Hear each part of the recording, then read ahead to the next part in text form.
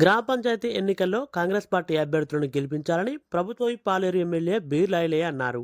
యాదాద్రి భువనగిరి జిల్లా మూటకొండూరు మండలంలోని కదిరేనిగూడెం గ్రామంలో గ్రామ పంచాయతీ ఎన్నికల సందర్భంగా తెలంగాణ రాష్ట్ర ప్రభుత్వ విప్ ఆలేరు ఎమ్మెల్యే బీర్ లాయలయ్య ప్రచారంలో పాల్గొన్నారు.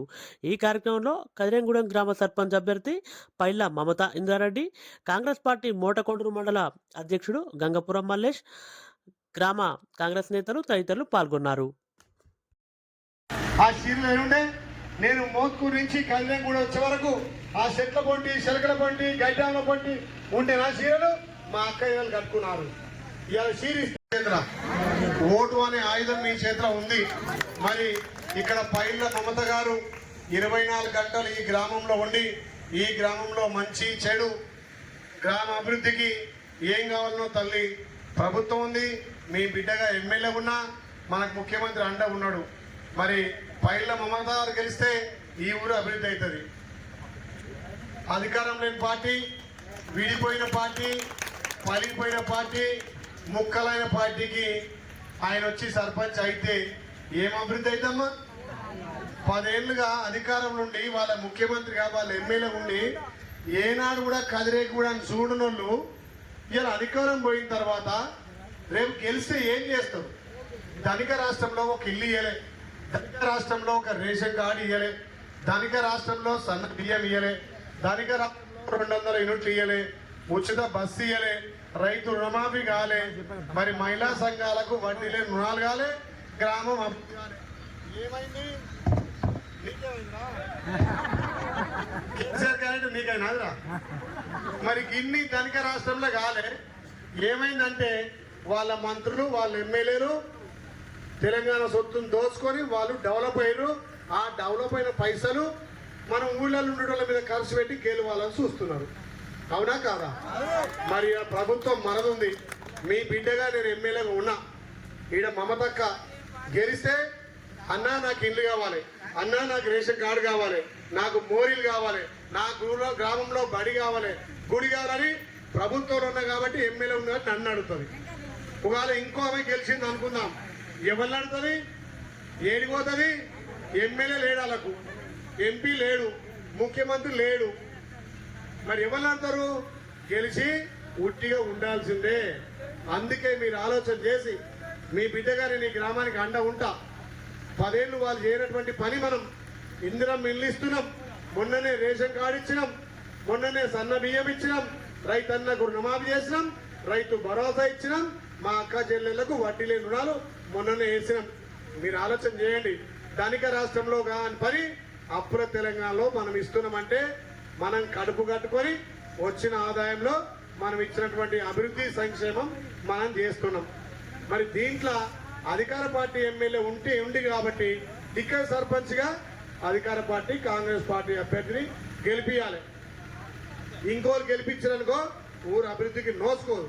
అధికారం ఉన్నప్పుడే చేయని వాళ్ళు అధికారం పోయినాక వాళ్ళ పార్టీ ఎట్టుంది మీకు ఎరికే. ఇప్పుడు కేసీఆర్ ఏడుతాడు, ఫామ్ హౌస్ రా.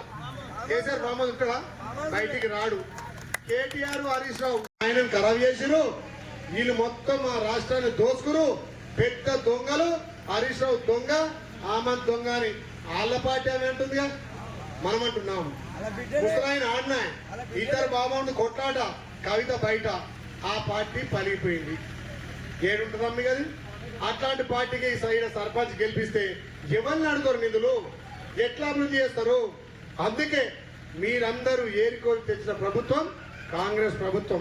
కాంగ్రెస్ ప్రభుత్వం అంటే కన్నతల్లి లెక్క. కాంగ్రెస్ అంటే పేదోళ్ళ పార్టీ.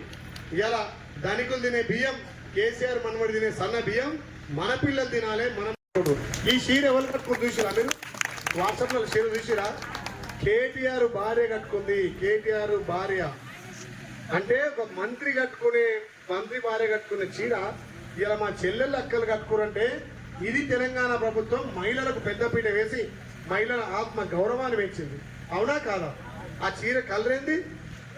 బ్లూ కలర్ అంటే నీలి కలర్ ఏడుంటది ఆకాశం మీద.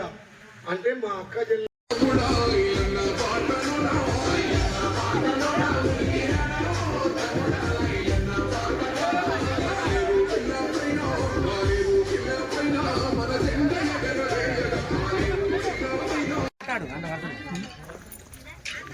కదిరేనిగూడెం. నా పేరు పైల మమత. నేను కత్తెర గుర్తింపు పోటీ చేస్తున్నాను.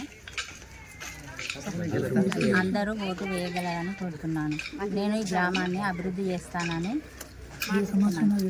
ఏ సమస్య ఉన్నా చేస్తాను. నేను ఈ ఊరిలోనే ఉంటాను.